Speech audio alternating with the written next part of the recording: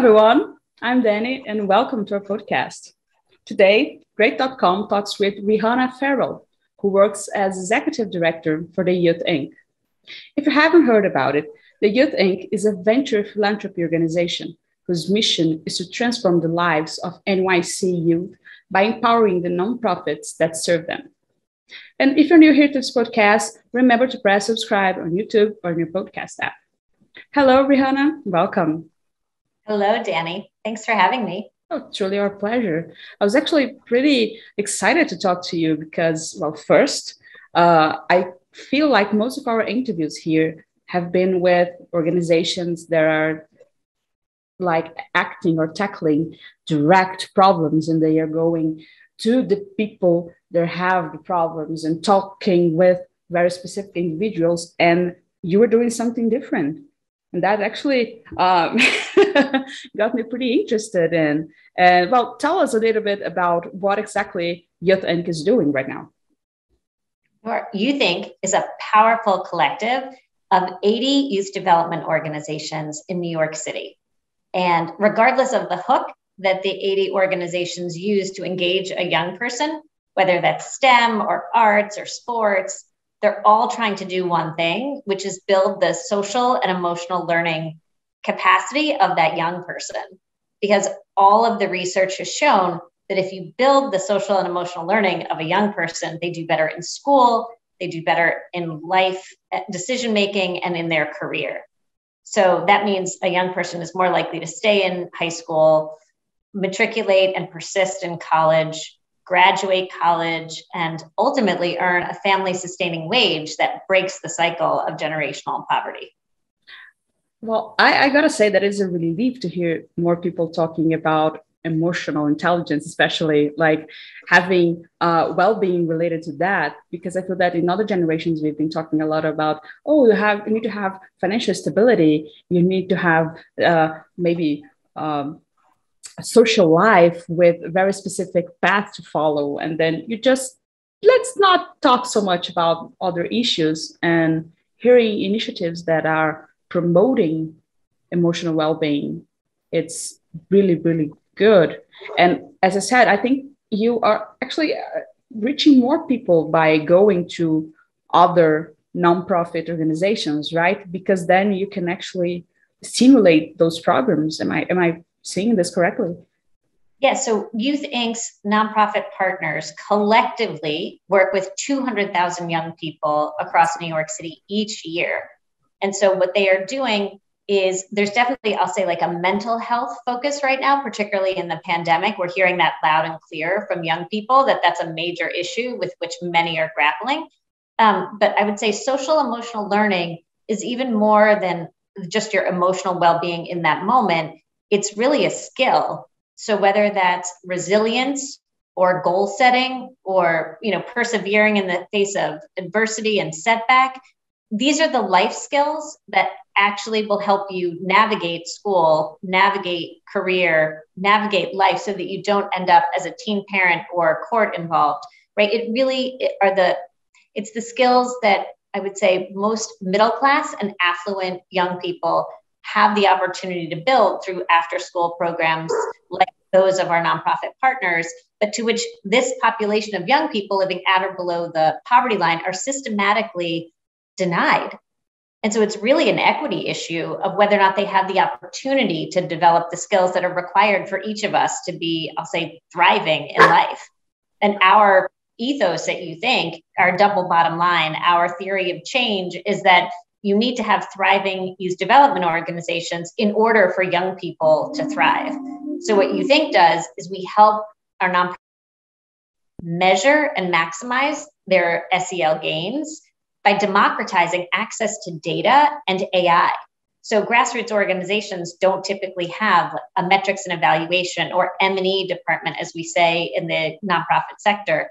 And so we try to operate in that space to give them more capacity so that they can make intentional program choices that maximize the SEL gains for young people.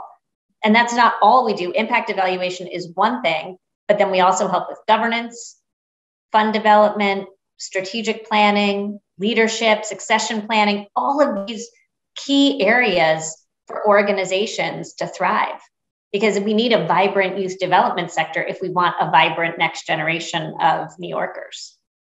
Wow, it's actually a vital thing. It's like I feel like you're helping to root those organizations so they can grow, right? It's that's the visualizing I'm doing right now.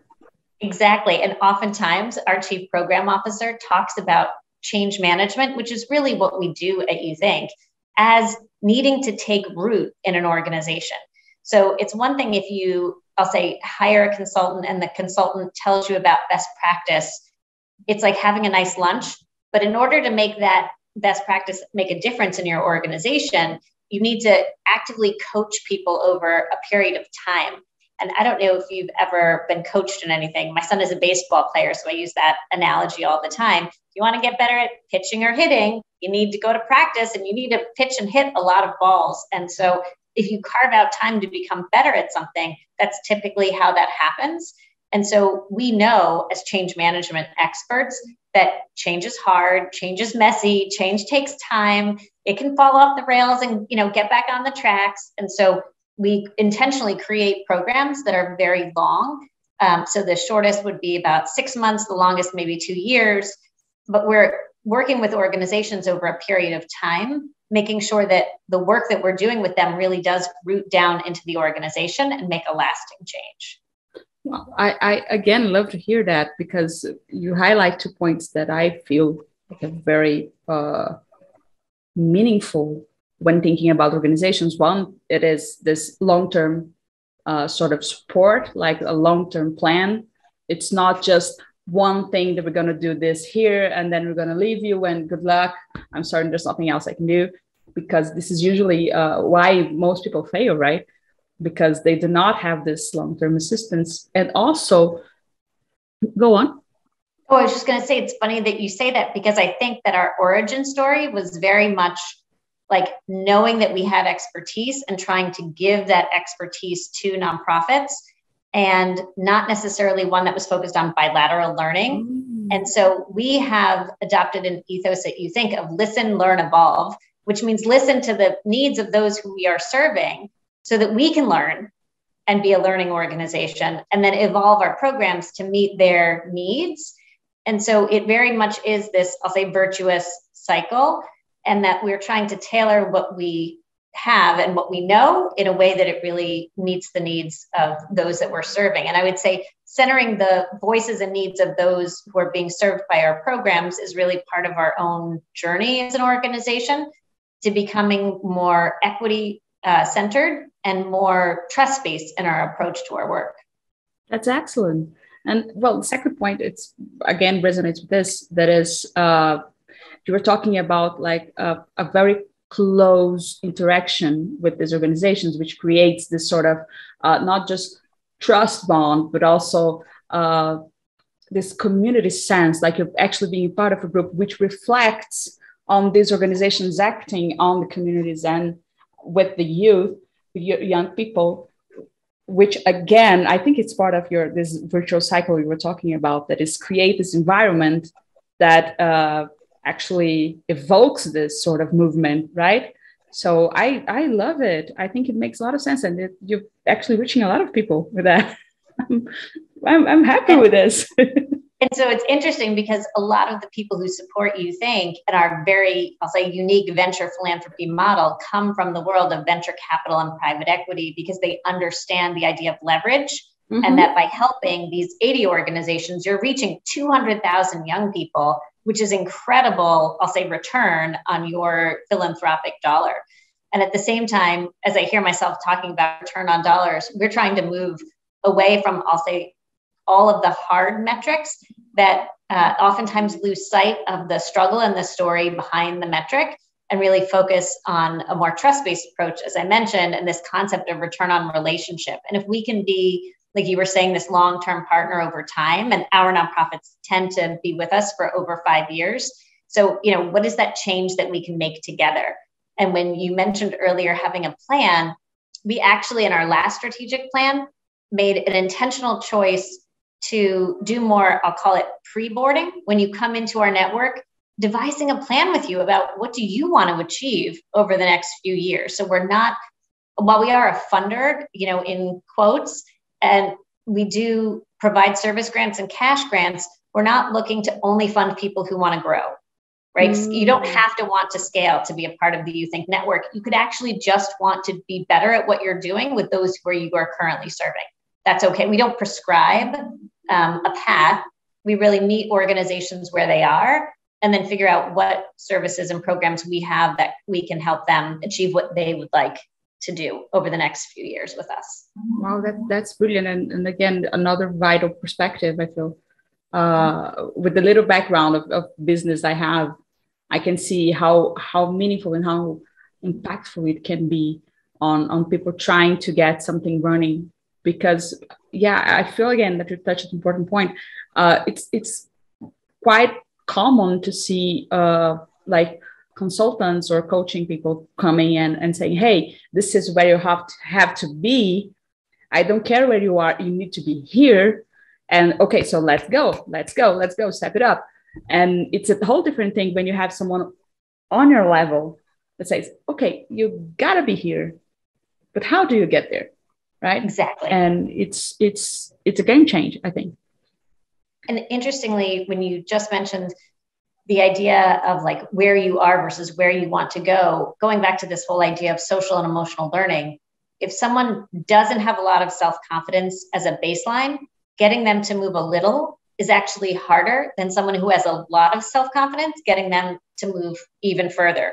So it's a little counterintuitive, but we want to design all of our programs not so that people feel like, oh, I'm good and I'm getting better. It's like, how do you work with the hardest to reach population who need your services the most? And how do you create incentives so that those are the people that we and our nonprofit partners are looking to serve and center, as opposed to, I'll say, creaming by finding young people who maybe, need a little bit of coaching or a little bit of funding to go on to college and have a flourishing career. I'd rather find young people who are court involved and figure out how do we break that cycle for you and your family.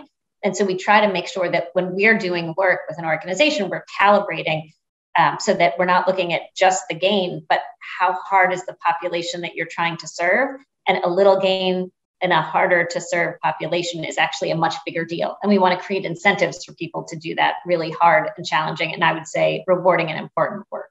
Oh, amazing. I would like to take some time here in this interview just to say some things about your website. I don't usually do that, but I was doing some research on you guys, and I found your website so instructive and so helpful for everyone that wants to learn more about not just what you do, but also how to get started on things, because you have this section of resources for nonprofits, right?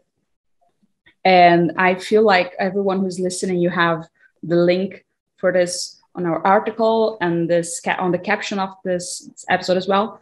And you can find a lot of material in there. And I'm pretty excited to read some of it, because it covers the whole thing. It goes from general resources to legislation, grants, communication, wellness. I actually got to see how broad your work was when I got to that section, because it actually puts into practical terms, right? It's not just theoretical.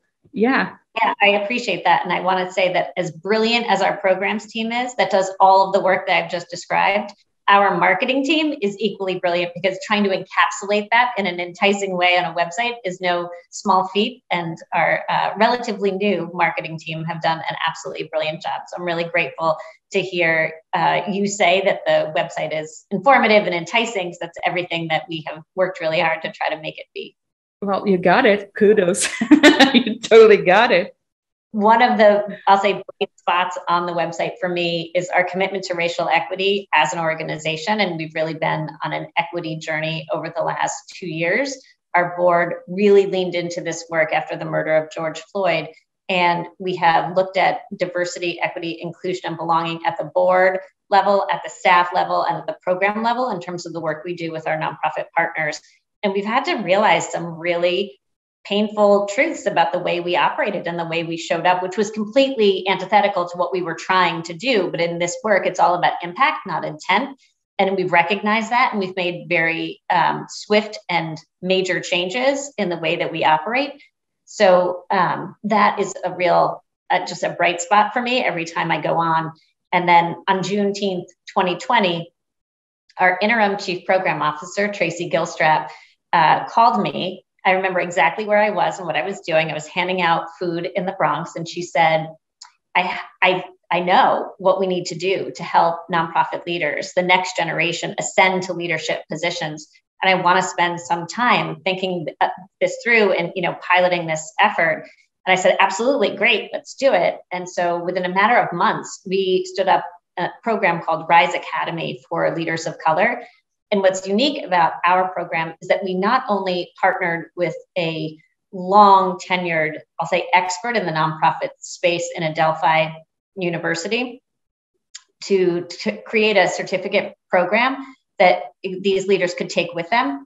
But we said, this isn't just about teaching leadership skills. It's about creating access to social and financial capital that these leaders have historically not had access to, right? So how do we do that? And so we've paired them with executive coaches and mentors to try to break down those barriers. And then we're also focused on the environments in which those leaders operate. So you don't, as a leader, operate in a vacuum. It's about the leadership team at your organization. It's about the board at your organization. And so we're taking a very holistic approach to our work in this space. And so we were just awarded this week an Anthem Award. And we were given 2 recognitions for Best DEI Program and a Nonprofit for partnerships and community engagement. So it is always so validating when strangers who you don't know look at the tenets of your program and compare it to 2,500 entries, globally from, 36 countries and say, like, this is the one. So we were really thrilled and honored when that came through. So that I hope you see is like the prominent pop-up box on the website right now. It's giving us a proud ED moment, a proud staff moment, and our hats are off to Tracy for this beautiful vision that she had and the entire organization that's rallied around her to bring it to life. Well, congratulations. It definitely shows on the website. And this is also an important section on there. I went there too. And that's great. That's so good to hear. I feel like it was a terrible thing that happened with George Floyd. But when we look at the outcomes that society managed to make from it, they are really important because, again, when I hear you say this, what I think is that's the way to go to actually create effective change. We need leaders. We need to take people that have lived in different perspectives, that coming from different backgrounds, and help them shape their ways into leadership. And it's brilliant to hear you. And well, kind of makes sense that you win an award for it. So yeah, thank you. Well, I give all the credit to Tracy on winning the award for Rise Academy and the incredible programs team at YouThink, because it's really their, I'll say, brainchild and hard work to make the brainchild come to life. But I would say that, for everybody listening, this is all about humility and your own personal recognition of how you have historically upheld systems of oppression, and just taking that really hard look at yourself. And for me, having spent 22 years in financial services, where DEIB, it had started during my tenure there, but not at the level of meaning that it now has, I would say, for all of us in this country. And so to really just, do that hard personal work and invest the time, because it's totally worth it. Wow. Well, Rihanna, I wish we had more time to keep talking, because I'm actually learning so much from you today. But I have one last question before we end this talk here. That is, to those people that are listening to us or watching this video, how they can help you keep up with your efforts. Oh, that's such a great question. And for me, as a capacity builder, I have the privilege of saying anything, just get involved. And so if you're in the New York City community and you're interested in understanding how to get involved, reach out to YouThink via our website, and we can connect you with 80 organizations that are always looking for people to make donations and invest their time. I will tell you that in this moment, volunteering is hard. So if there is something that you can do financially, that is just going to be more easily digested by organizations at this moment. And then if you are working at a company, getting your company involved, getting your colleagues involved, getting your family involved, just being involved in the community is really what you think is all about. We have always served as the bridge between the business community and the social impact sector in New York City, and we continue to play that role. And so anybody who's looking to get involved, we'd love to hear from them. And we'd love to continue to be that bridge so that everyone is a part of the community fabric. Oh, that's great. Thank you so much for talking to us today. It was truly a great talk. Thank you so much for having me. And for everyone listening to us, thank you as well. And if you enjoyed this episode, remember, press subscribe on YouTube or in your podcast app, because that shows the algorithms that this is an important conversation. And then more people can learn about the importance of the Youth Inc. See you at the next episode. Bye.